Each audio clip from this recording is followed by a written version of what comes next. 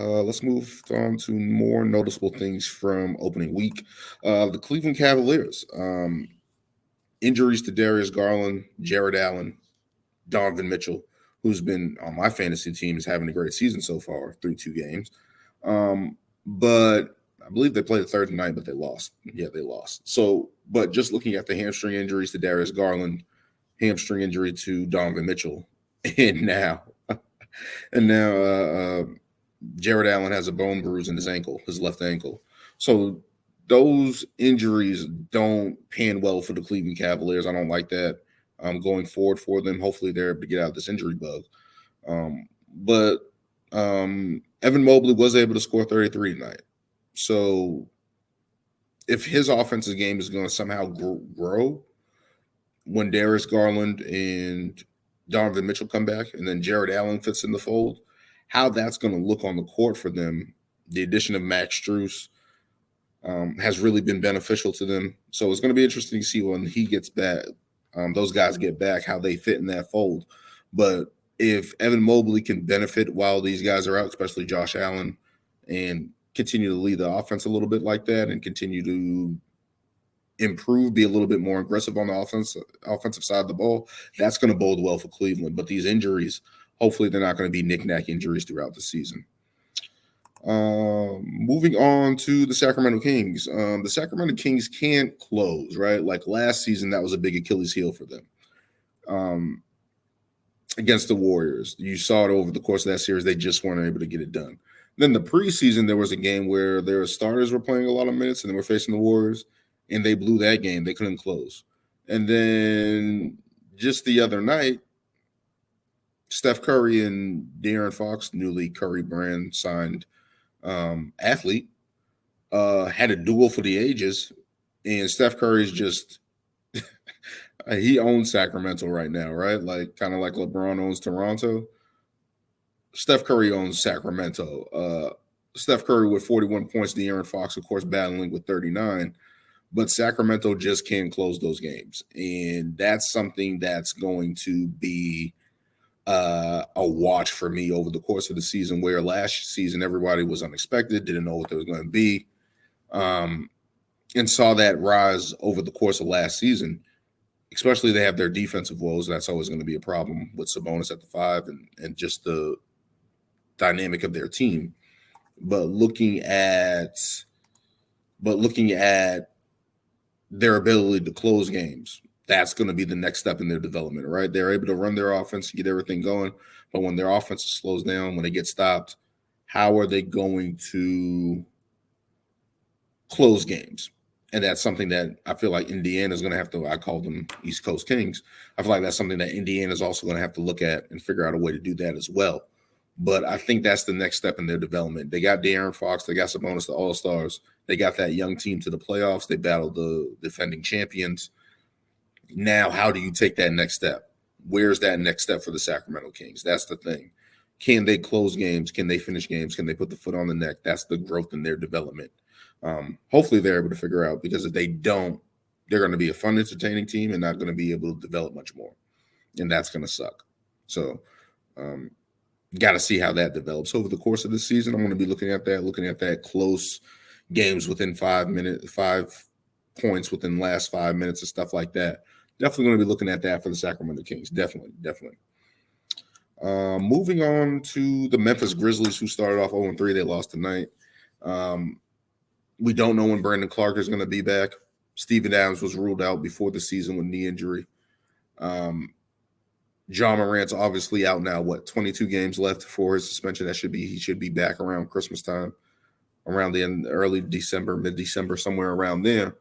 But I had a question for Memphis with everything going on. Should they trade for Robert Williams? Now, Robert Williams has been out with his own injuries. I believe they're trying to build him back up and get him acquainted to what they're doing in Portland. I think they're just going to try to trade him. I think that's ultimately the move. But with the lack of front court and relying on Jaren Jackson Jr., who's usually in foul trouble, could the Memphis Grizzlies trade for Robert Williams? And I'm thinking about that because we saw defensively what he's been able to do at Boston. It's a health thing. We know that. but potentially, especially for the Memphis Grizzlies, who I thought was gonna do really well this season, even with the 25-game suspension of Ja Morant. Marcus Smart's not that has been building his way into that lineup. I think he's been playing well, but they just don't have enough offensive firepower right now, especially with Ja Morant out. But defensively, it's like, especially with Jaren Jackson Jr., who gets into foul trouble, can you get Robert Williams in there and kind of patchwork that front line where at least you know you have two defenders that can kind of battle on the boards? Not Jaren Jackson Jr. I'm talking about Robert Williams if he comes to the team, of course. But shot blocking, rim protection from two guys like that, can you patchwork that defense and kind of rough up the game enough to where Ja Morant comes back? Now you have that flexibility. If you want to play Jaren Jackson at the 5, you can do that. Now, if he gets into foul trouble, you can move to Robert Williams and have somebody out there that can protect the rim and rebound to a certain degree, and play better defense. Now, that's another thing I'm looking at. It's like, can that defense hold up and junk up enough of the game to give themselves those 50-50 wins, right? Where they can get those games that they relied on their defense, their offense was crap. They have a couple guys hit some shots, and that can upgrade their offense. And especially with Ja Morant coming back, having Robert Williams as a lob threat, I think that's a potential landing spot for Robert Williams. And I think Memphis should be looking at him because that front court is brutal. Brutal right now without Steven Adams and Brandon Clark. And his contract's pretty good, so that's not going to mess up your cap or anything like that. I think they have a Dillon Brooks trade exception that they possibly could use in a trade with that, and I think Portland could look to do something with that.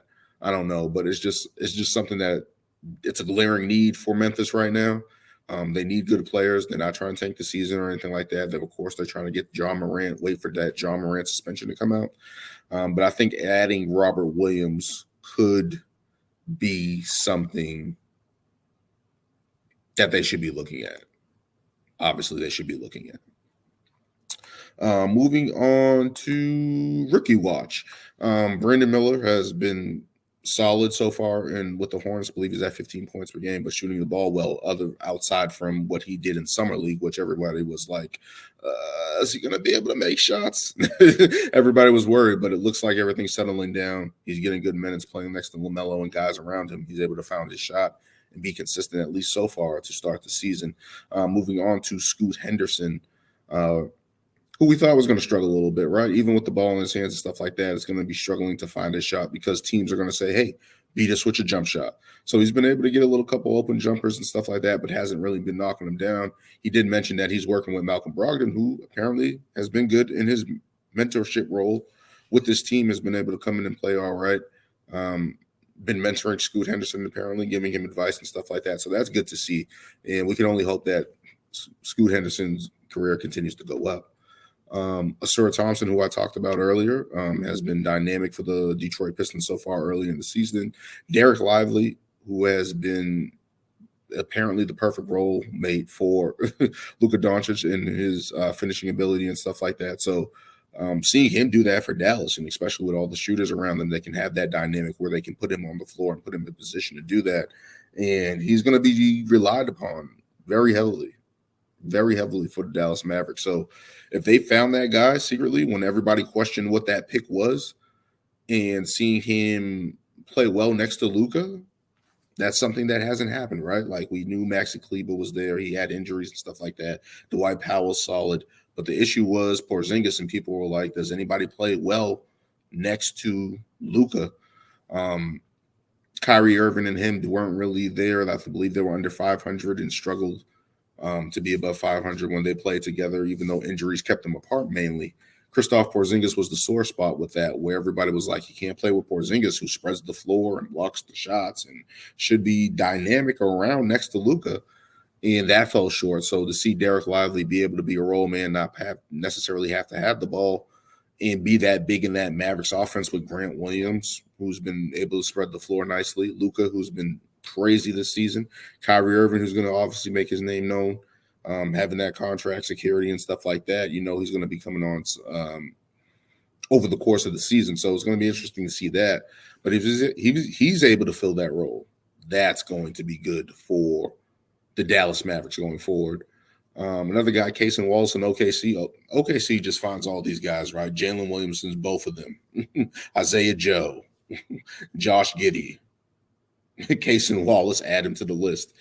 He's doing pretty good out there in OKC and playing well for them. Chet Holmgren.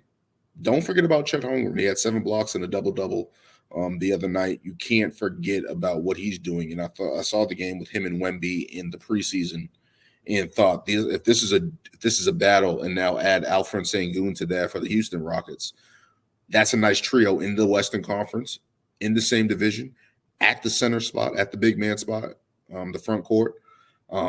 If those guys are going to be with their teams respectively for a decade, bring it on. Like, that is something that I don't think people are looking at, but it's like that young trio of bigs for Houston, OKC, and Spurs respectively. That's something that's going to be entertaining and something cool to watch. I really like those guys' game. Sengun is kind of like another Sabonis, where he's able to do a little bit more athletic. He had a big jam the other night as well. But Chet Holmgren, Wemby, the ability to protect the rim, the ability to spread the floor, the ability to finish at the rim. It's going to be fun to watch those guys for the next 10 years or so. So definitely looking forward to that as well. But opening week has been fantastic. Basketball is back. I'm loving all of this. Games are going to continue this week. And I'm going to continue to do my rankings throughout the season. Just not going to be a power rankings or anything like that, but just the way that I had teams positioned to finish the season. Eastern Conference and Western Conference predictions. I did post that on TikTok and shorts on YouTube, so check those out. But I'm going to actually be giving in-depth videos to that over the course of the season. I'm going to try to break it up. It's a little hectic right now with everything going on, but I felt like I had to get this out, especially with opening week, all this basketball that's going on. Love seeing all this going on, happening, promising prospects, their potential. You're seeing it display on the floor. It seems like everything's just smooth right now. Like, all the teams that you expect to be struggling, but all the other teams that you think are competing. It's so early in the season, of course, but you're seeing these dynamic teams. You're seeing players that you like. Basketball, it's fun, man. Thank God it's back. But that will do it for this episode 2 of season 3. Of course, continue to check out Ring Takes. Working on a logo for that, so that's going to be fun to actually have that producing and coming out, and continue with this WWE, AEW, continue with the NBA predictions, and over the course of the season, looking to have some guests on, stuff of that nature. But that will do it for this episode of the Basketball Soapbox. Thank you guys for joining me. Don't forget to like, comment, and subscribe if you like what you're seeing. Always like, comment, and subscribe. I like the engagement that I'm getting on videos, even on TikTok, Instagram, stuff of that nature. Thank you so far for the support. And until next time.